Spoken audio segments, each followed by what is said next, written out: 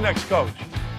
I mean, could it be Jim Harbaugh? I'd love it to be Ryan Day. Yeah.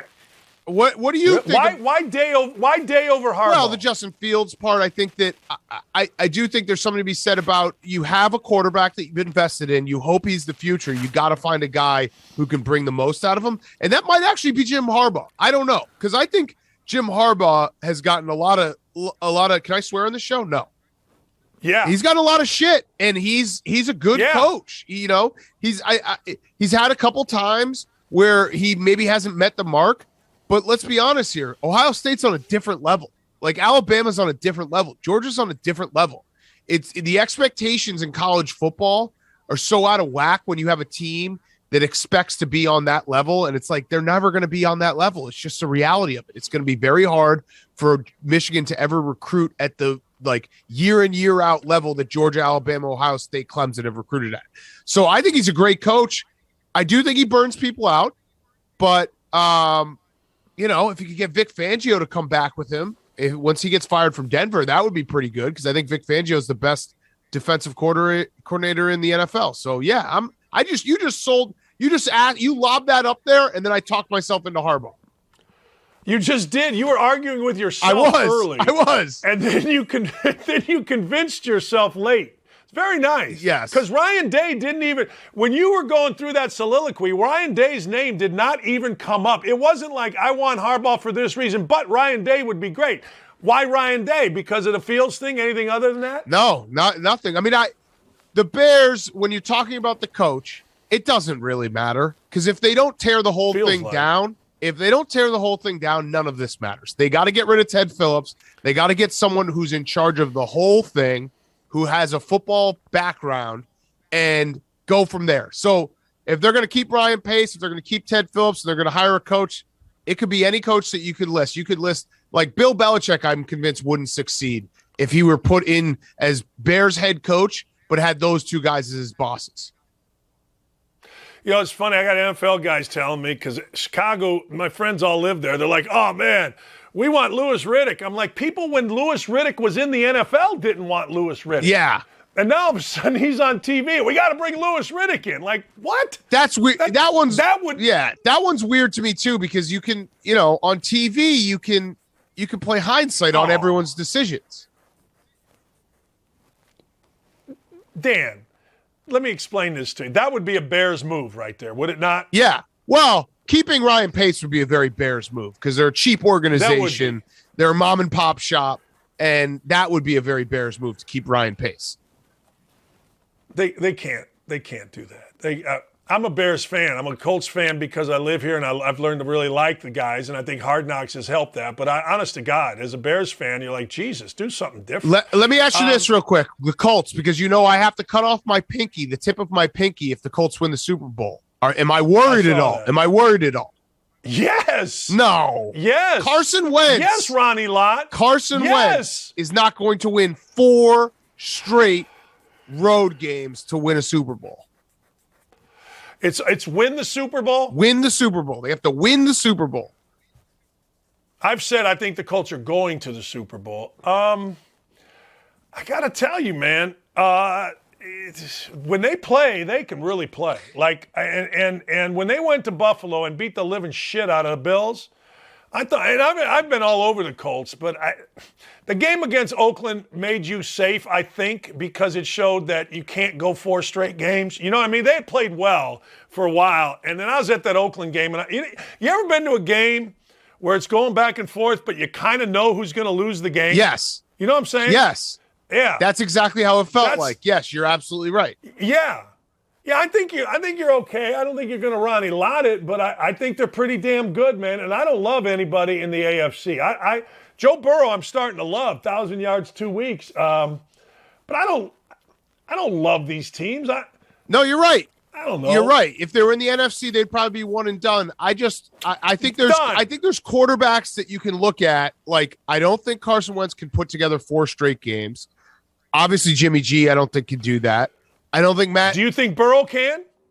I think they have more holes on the defensive side, although they played lights out in the second half against the Chiefs last week. So I don't think they're a complete team yet, but I think Joe Burrow is that type of dude. Yes, I think he is that type of dude. Do you think Tannehill can if you have a somewhat limited Derrick Henry?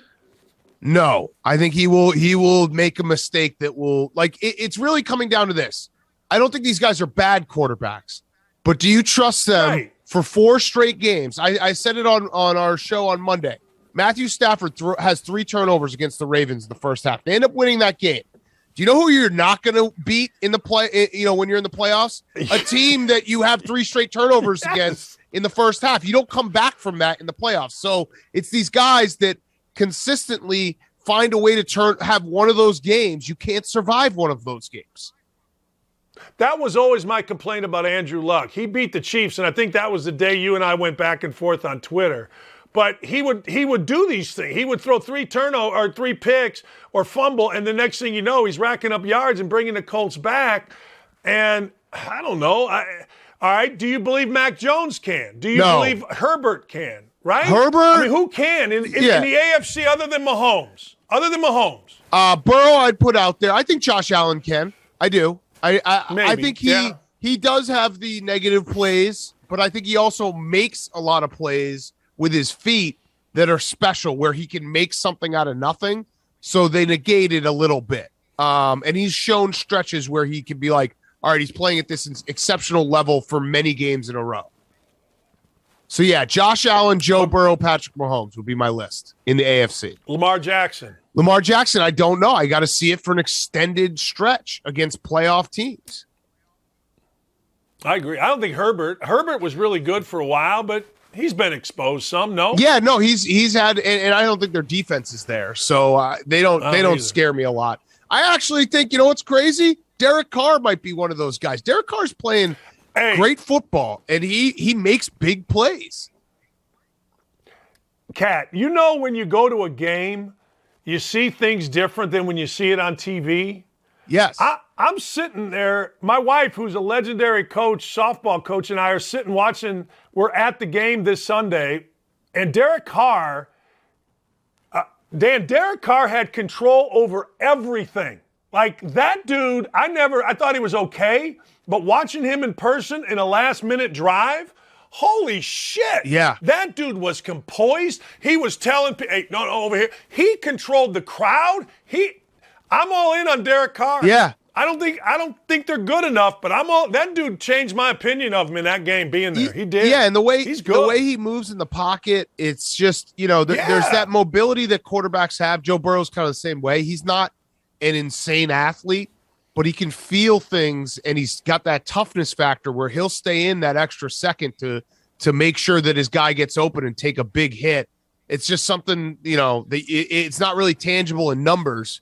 And Derek Carr definitely has felt like that this year.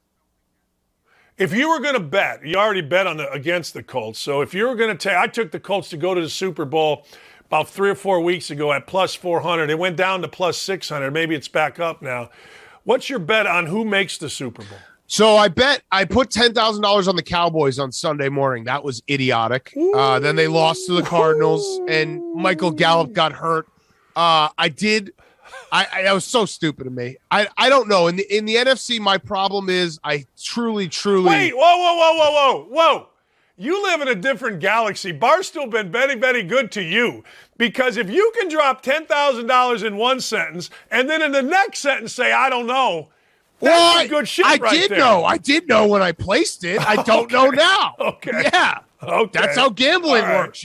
You never put in a bet being like, oh, this bet's going to lose. Things have changed. I think I did the other day. I think I do on this show sometimes. Actually, I don't like it. Yeah, I had South Carolina last night, and I was like, what am I doing? Why am I betting this? So I do think Dallas has all the pieces. They just can't do it consistently.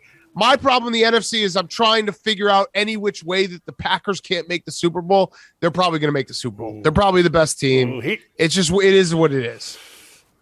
Oof, he owns everybody in Chicago. Mm-hmm. I know you're in New York now, but he owns everybody. He does. Hey, you like anything today? I got Nebraska plus 15.5 at Michigan State tonight. I like the over in that game.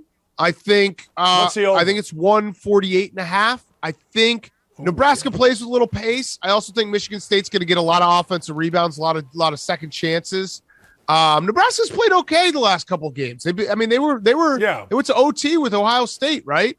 So yeah, I like that. And then I also like Florida at home against Alabama. I just out of principle in college hoops, I just love taking unranked teams at home against ranked teams. Kids get up, crowd gets up. It just always is a different environment. College basketball is one of the only places where like crowd truly has a big impact and kids make mistakes. So I like that one. And then I got to ask you, I mean, my Badgers, Johnny Davis, if you had a vote right now, he's National Player of the Year. Yes. He's incredible. I'll tell you why. Hey, he's been great all year, but let's be honest. In college basketball, there's not a lot of great, true road games, home games. A lot of it's in Atlantis or Maui or Vegas. Hey, man, he went in, I think, to the toughest place in the country in the biggest game of the night against a team that's as good as any and against a player that's supposedly like him with every NBA scout in the world watching, and he kicked the living shit out of Jaden Ivey and Purdue. Yes. Yeah. Player of the year right now. Yeah. He's been great. And the Badgers have sucked at yes. Mackey. They don't play well at Mackey usually. I think it's like they've won, 4 times in the last 25 years or something. So it's not like that's a place that they've had any success in. Do you think the Badgers have any chance of going to a Final Four? Because to me, this is similar, like the DNA for the Wisconsin Badgers to have a true Final Four team is they have everyone around them play very consistent, good basketball. Like they play good defense, they rebound, they box out, they don't let teams beat them in transition, all the fundamentals. And they have one guy who's on another level. And like you could look back, obviously Frank Kaminsky, he won National Player of the Year that year. He had Sam Decker, which the Badgers don't have someone like that as a number 2. But Johnny Davis, to me, it's similar where it's like he can take over the game, and if the rest of the team can play good fundamental basketball behind him, they're going to be a tough team to beat. I think they're always a tough team to beat. Final Four, I think, is a bit of a stretch because of the level of talent. Like, look up Chris Vaught 2 years ago at Cincinnati. He was really good. He was a double-digit scorer. I don't know what the hell happened to him last year. He was terrible. I just don't think they have the talent level. I think Johnny Davis will be the best player on the court every time. When they had those teams with Kaminsky and Nigel Hayes, Ben Bruss coming off the bench for a specific role, Jimmy Jackson's kid that could do some things, I thought, you know what, this is a talented team. Decker was a early second round pick. I can't remember. First round pick. I don't think they got. Yeah. I don't think they have the talent level, but I'll tell you this, and you know this is the beauty of Big Ten basketball. Here's why I love Wisconsin. You ready? You're talking about a Final Four after winning a big game. Indiana, we win 3 games against North Carolina – we're going to the Final Four. Purdue wins 20 games in a row, and it's like, oh, shit, this is going to go south somewhere. That's why I love Wisconsin, man. Listen, I don't think they're going to go to a Final Four. I just want to throw it out there. I'm a very realistic fan. I'm just excited because they were picked to be a bad team this year. Hey, Dan, I watched their first half. Did they play Texas A&M in like Maui or Vegas or something? I don't know. Dan, I watched their first half. It was on the air when my show was on in Indy. And I said on the air, this is the worst Wisconsin team I've ever seen. Yeah. This is the worst. Like, they were, shit. Hey, I could talk all day to you, man. I got to go. I got to be done at 11 here. You're the best, man. I appreciate your time. Anytime. I'll come back on. This was a lot of fun, Dan. Happy January. It was great. Happy January. You're the best. All right, man. Thanks, my friend. I'll see you. That's the big cat. He's the best.